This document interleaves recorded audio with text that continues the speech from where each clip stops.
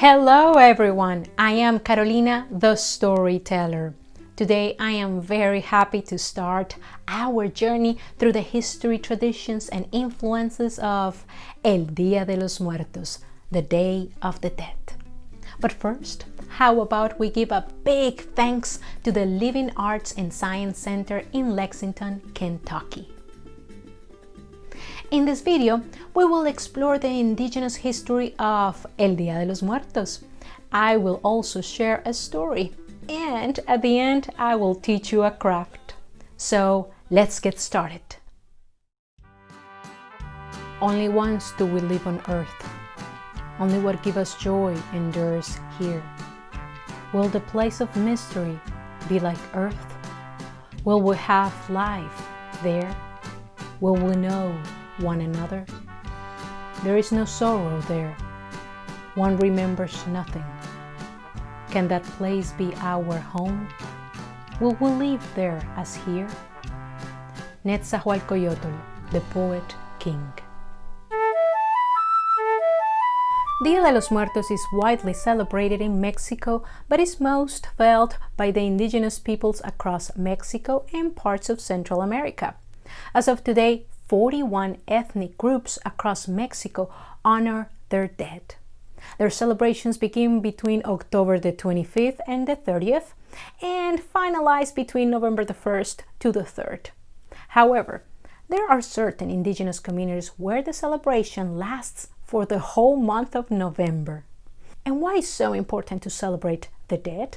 In the 16th century, Bernardino de Sahagún, a Franciscan missionary who wrote about the indigenous people of New Spain, today Mexico, said that it was a tradition of the natives that when a person had died, people would say that he was a teotl, which means that he was dead. And from there, he would become a spirit or a deity. A belief inherited from old Mesoamerican tradition assures that the souls of the dead would attain a semi-divine status. This new status grants them the power to become advocates on behalf of the living, even before the old gods or the Christian saints or the Christian God. In this manner, with a warm welcome of gifts and food, the living wish to persuade the spirits to advocate in their favor. Yet, this does not mean that what is offered is a sort of commercial transaction or bribery. No, no, no. During Día de los Muertos, both the dead and the living acknowledge that they need and should rely on each other. Among the Yaqui people in the state of Sonora in Mexico, it is believed that there are certain days when the wall between worlds becomes so porous that the living and the dead can pass through without being subject to the laws of space and time. Then it is a time when both dimensions can meet, celebrate, and be grateful for each other. During the days when the veil between the worlds is down, the dead hope the living will provide them with food, drinks, prayers, and other things for the journey they embark on when they visit, while the living trust the dead to intervene in their favor before the gods. Now, it is important to know that no one is obligated to be part of this relationship. The souls do not force us to give them anything, despite how certain cautionary tales may try to assure the opposite. Let's explore the indigenous roots of Día de los Muertos. The now was believed that the journey to the place beyond, called Mictlán, would initially take 4 days. Once the journey ended, and after handing over to the lords of the place the offerings they had brought, the dead would be sent to one of the 9 regions known as Chiconahuapan. The dead will remain there for 4 years before going to the last place called the Obsidian of the Dead, where they would rest forever. To the ancient Nahua people, also known as Mexicas, celebrations to their dead would be carried out on different occasions. On Tlaxcochimaco, the 9th month of the 18-month calendar, which in our calendar corresponds to August the 5th, the first days were marked by the celebration to the little dead, the Micacahuitontli, that is, those who had died as children. The fiesta lasted for 20 days, and there were offerings of vegetables and other kinds of things. This celebration coincided with the culmination of the agricultural cycle of many ancient crops. It was a time of abundance, and thus a time to show gratitude to the gods and spirits of the dead for the harvest. The gratitude was expressed by sharing the goods. Therefore, the dead do not scare the living, because this is not a time for grieving. The living welcome the dead in open arms with joy, respect, and gratitude. Then, during the 10th Aztec month, called Xocohuetzi, for us August 25th to September 14th, there was the commemoration of the adult dead, known as Miccahuitl, where people wept and offered food and pulque as well. Pulque is an alcoholic beverage made from the fermented sap of the maguey or agave plant. By the 13th month, called Tepehuitl, which to us would be October, they celebrated the Fiesta of the Hills, which was dedicated to the god of rain, Tlaloc, who lived in the mountain caves. Those who had been killed by lightning or drowning were remembered. Then, by the month of Tititl, which went from December the 19th to January the 27th, the Nahua or Mexicas would honor women who had died in childbirth, known as Mosihuaquetzque. Those who had died of old age were also remembered at this time. During these days, they would eat sour bread and drink from sour gourds of purple corn. Last, in the month of Toxcatl, for us April the 23rd to May the 12th, the dead in general would be offered corn, blankets, dresses, food, and other things. Each family would have its own private celebration at home. They would offer incense to the images of their loved ones.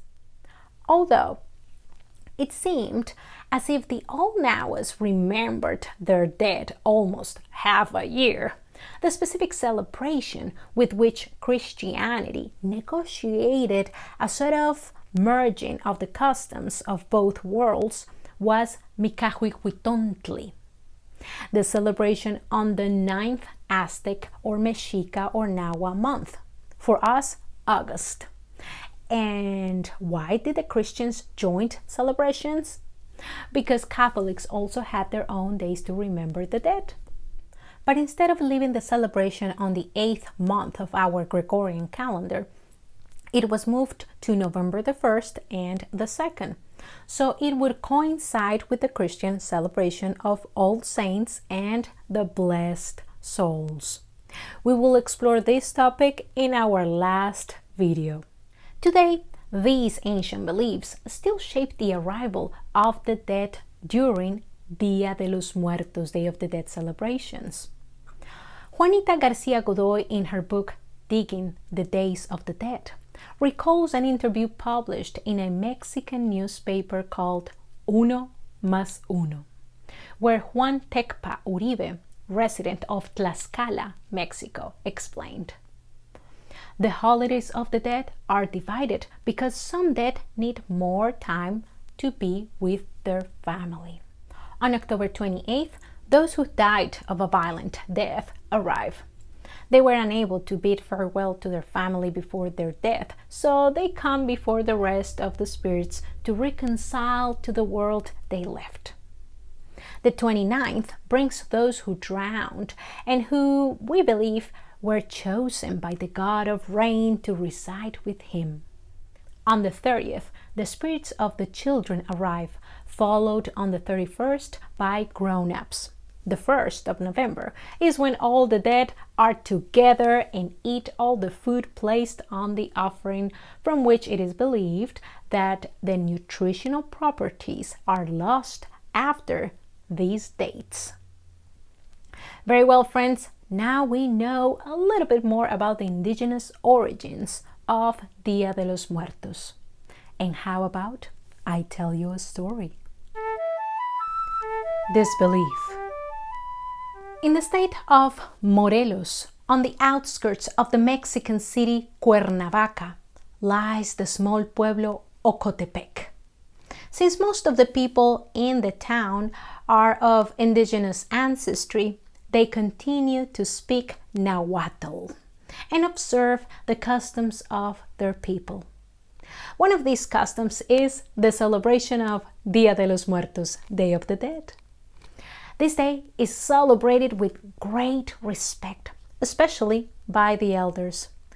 But over time, traditions have changed with the arrival of Christianity and the mestizo culture, that is the mixed race people. Many of the younger generations no longer hold the old beliefs. Well, in the center of the town of Ocotepec lived the Ortiz family. The parents, Demetrio and Lupe. They had 3 children, 2 daughters, Hortensia and Maria, and a son, Antonio. Although Demetrio, the father, had taught his children by example to live in harmony with nature and to follow tradition, Antonio refused to believe in the customs of his own people. On the contrary, ever since he attended junior high school in the big city of the mestizos, he had become arrogant and disinterested. On the weekends, Demetrio, the father, would wake up Antonio really early and take him to the cornfield. Demetrio would say, "Let's go, mijo, vamos, vamos.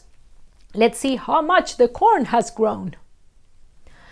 Oh, the morning air was fresh, and the birds were singing happily to announce the arrival of a new day.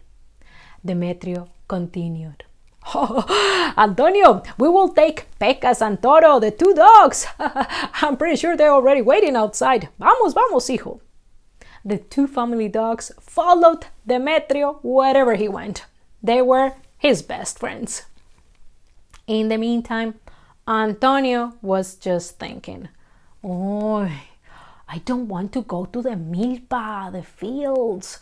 I don't understand why my father insists on teaching me how to till the land and care for the crops. I mean, I'm gonna be a doctor." With Antonio grumbling along the way, father and son headed to the fields. The visit to the milpa, the fields, was always a form of classroom instruction. As they walked, Demetrio would teach his son the names of various plants and explain their medicinal use. I mean, if he was going to be a doctor, he could use that, right? Then he would point out different types of trees and tell how to distinguish one bird's call from another. And once they reached the milpa, instruction would shift to the care of the land. Demetrio would say, "Mijo, vea, corn doesn't grow by itself. No, like you, it requires love and care.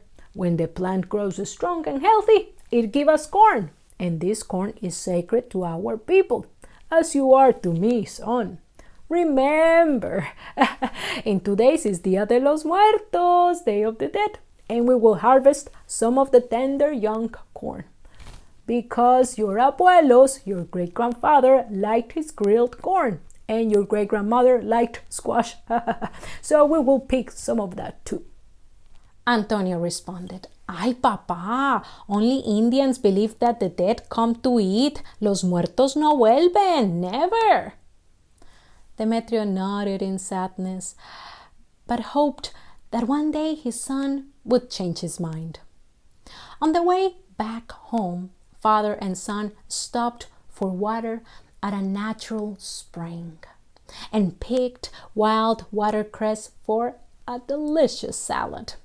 Further down the hill towards home, they picked herbs for the soup and seeds from the coloring tree to flavor the beans. They returned to town late in the afternoon. Pecas and Toro The two dogs were the first ones to enter the house, while Antonio left in search of his friends. Then Demetrio went straight to the kitchen to give his wife, Lupe, the vegetables and herbs he had gathered, and then he stayed there chatting with her and his daughters. Demetrio said, "Ay, mija, it will be Dia de los Muertos, Day of the Dead soon. What are we making?" Lupe replied, "Ay, no se preocupe, mijo, don't worry, Demetrio. I have everything ready. The ingredients have been ground for the mole and the tamales are already cooking. Tomorrow I will bake some pan de muerto bread and go to the fields to cut cempasúchil flower. And on my way back home, I will stop by the house of my comadre Tiburcia. I need to buy from my neighbor some of those candles she sells because she gives me a good price."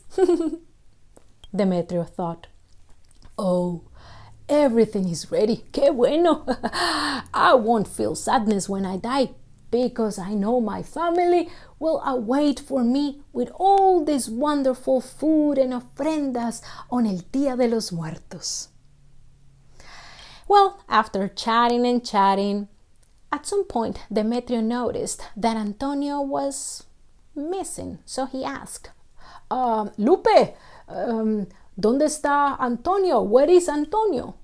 Lupe said, "Ay, mijo, Antonio is afuera, outside with his friends. You know where he is. He is likely drinking and he won't come home until late, and likely he'll be drunk.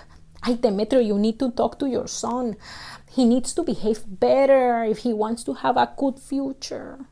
At last, El Día de los Muertos arrived. The morning of October the 31st was dedicated to cleaning and weeding the cemeteries and painting the headstones and placing fresh flowers on the graves. The women spent the day cooking traditional dishes for this special occasion. Demetrio worked happily in the cemetery, thinking, "Tonight, after we have prepared the ofrenda for the muertitos, for the dead, we will all return here to celebrate until dawn. Oh, it'll be wonderful. What a wonderful fiesta. I cannot wait to meet my abuelos, my ancestors." When he had finished in the cemetery, Demetrio headed for home. As he walked, he heard women patting tortillas in preparation for the evening. Oh, the smell, the fragrance of mole and tamales simmering slowly over open fires filled the air. Demetrio closed his eyes as he recalled an ancient Nahuatl poem. "Not always to remain on this earth. Even jade can break, even fine feathers shred. Not always to remain on this earth." By the time Demetrio reached home, the family was assembled and waiting for him to officiate the celebration of the ofrenda because he was the senior member. Everyone was there except for Antonio. Since they could not longer wait for him, they began to invite the souls of all those who had died to come and partake of their ofrenda offerings. As they spoke each name, they placed on the offering the special items that pertained to that person.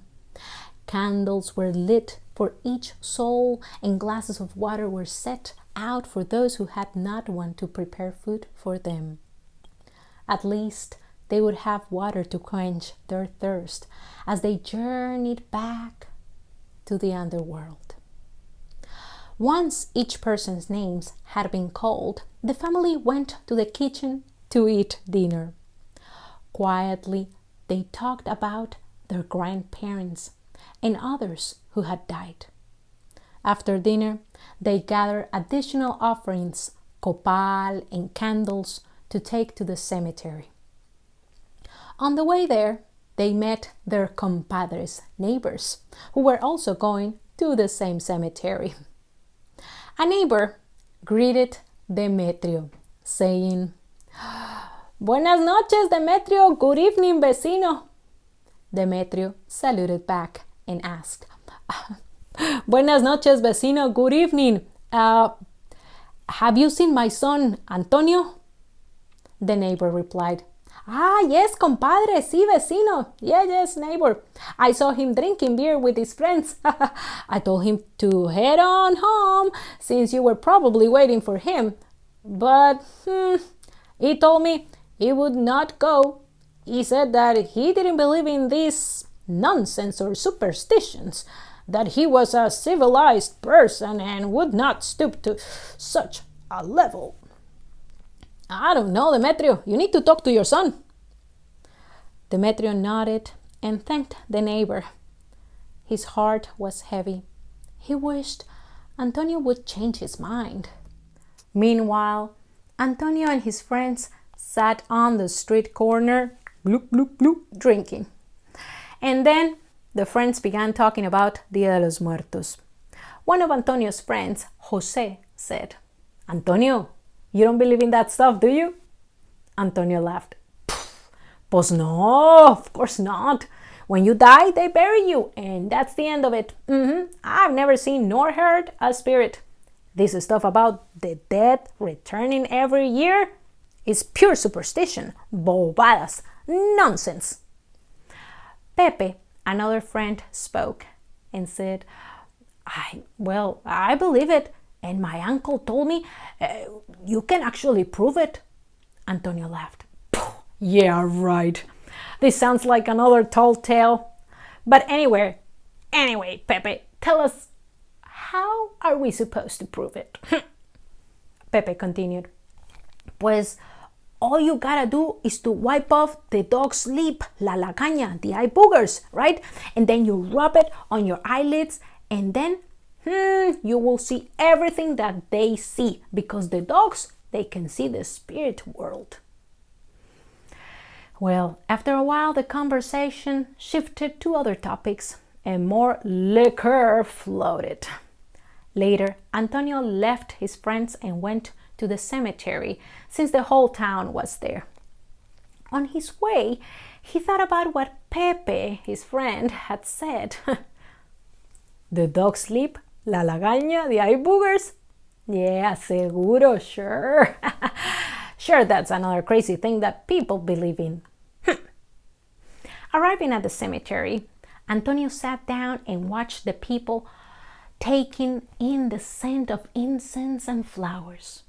Pecas and Toro, the house dogs, found Antonio and happily ran to him, wagging their tails. Again, the young man thought about what Pepe, his friend, had said about the dog's sleep, la lagaña, the eye boogers. And so he said to himself, I'm going to prove that this thing is just superstition. I'm gonna do an experiment. With that, Antonio called his father's dog Toro. Antonio gathered some of the mucus from the dog's eyes, the dog's sleep, la lagaña, from the corner of Toro's eyes, and then he rubbed it on his eyelids. He looked up, but he didn't see anything. Everything was just the same. He thought, ya decía yo, that's what I thought. Ignorance makes people believe many things. This is just nonsense. But then suddenly he heard someone call his name. Hola, Antonio, ¿qué tal? Do you mind if I sit with you for a moment? I'm awfully tired. Antonio looked at the newcomer and thought that the stranger's voice sounded familiar. He tried to see the visitor's face, but the man was wearing an old sombrero pulled low over his forehead. Then Antonio said, Claro, of course, have a seat. Next, the stranger said, Antonio, you don't know who I am. I am your amigo, your friend, Rafael. Now Antonio recognized the voice. This was a friend of his who had died the year before. For a moment, Antonio thought his friends were pranking him. So with one swift movement, poof, Antonio tipped over the sombrero from Raphael's head. In the flickering candle light, he saw a skull, bleached and smooth, with brilliant white teeth that seemed to be grinding at him, and the hollow depths of two gaping holes where eyes should be. He was face to face with Raphael's skeleton. Antonio thought he had to be in some sort of bad dream, so he rubbed his eyes and he tried to slap himself, but he didn't wake up. It didn't work. This was real. So realizing that the encounter meant that that was a dead person, Antonio screamed and ran away from the cemetery, shouting, "Ayuda, ayuda, help!" As he ran in terror, he bumped into one person after another, and as he looked at their faces, skulls gazed back at him. When he reached out to touch them, he felt only cold bones. Unable to find his family in the cemetery, Antonio ran back home and he burst into the room where the ofrenda, the offerings, was, and saw people eating. He thought it was his family, and they were, but not the ones he was looking for.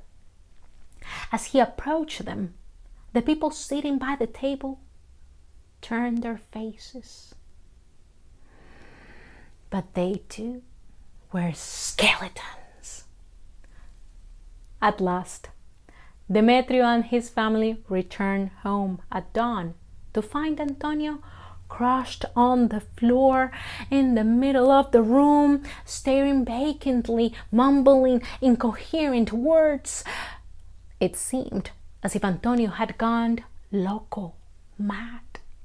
For about a week, Antonio would not speak to anyone, and if someone tried to ask him what had happened, he would start praying, Santa María Madre de Dios, ruega por nuestros pecados. And you better believe it, by next year, on Dia de los Muertos, Day of the Dead, Antonio, who had recovered from the fright, well, he made sure to prepare some of the best ofrendas, offerings ever seen in his family, for his dead relatives, and even for his good friend Rafael.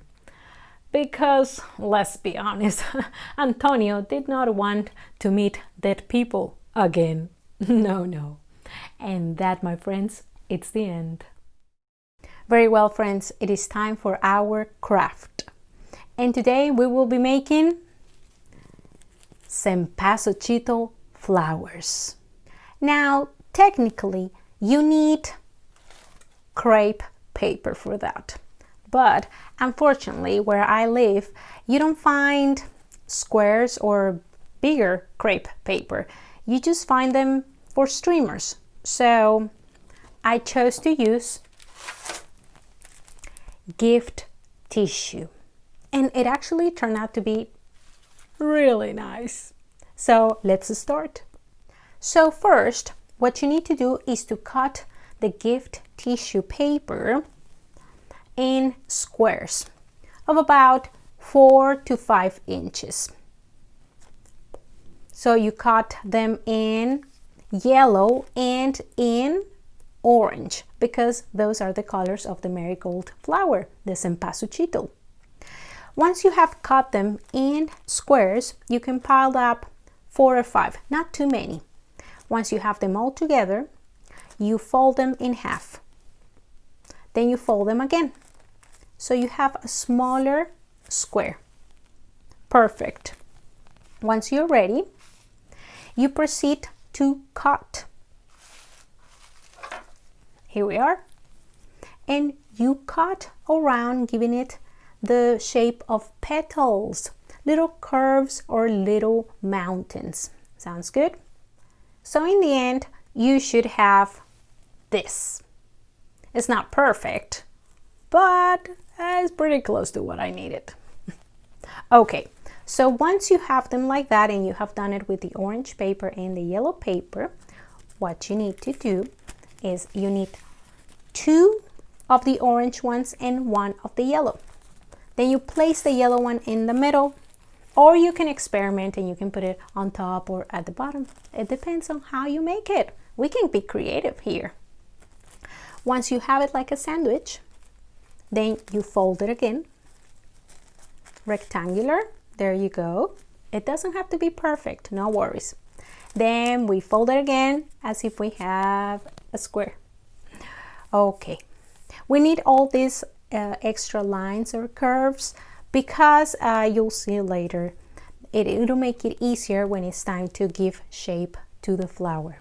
And again, we fold it, but this time we give it a triangle form. Perfect. Now let's unfold. So once we unfold it,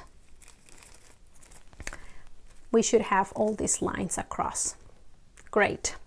Now put it like this, horizontal, and then try to pick it up or grab it from this corner here where all the lines join. Sounds good. There we go. Then you have it here, and with your hand like this, you push it up. Good. It's like a ring that tries to give a form to a sort of cone maybe, or a little bit of like upside pyramid.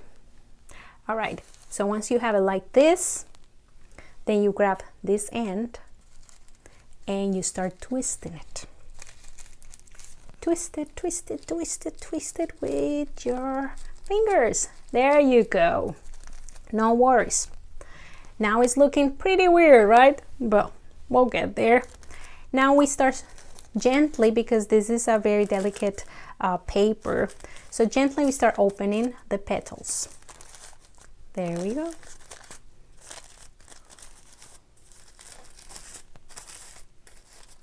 There it is. Perfect. It's starting to look much better. And again, we start giving it a little bit of shape right there. And last, get some tape.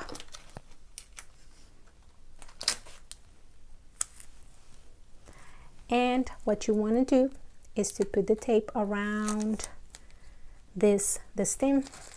There we go.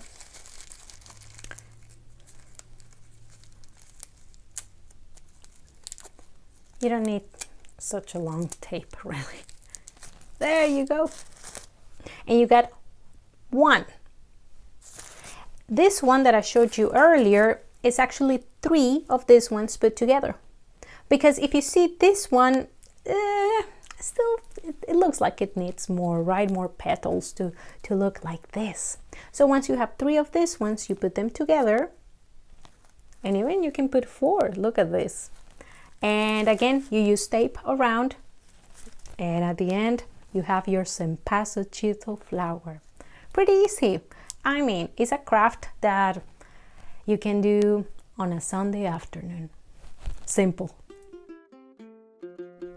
And that is all for today.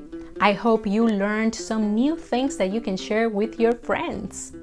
And again, let's thank the Living Arts and Science Center in Lexington, Kentucky for making all these videos possible. I am Carolina, the Storyteller, and I say until the next Cuento de Muertos, the next story about the dead. Adiós, adiós.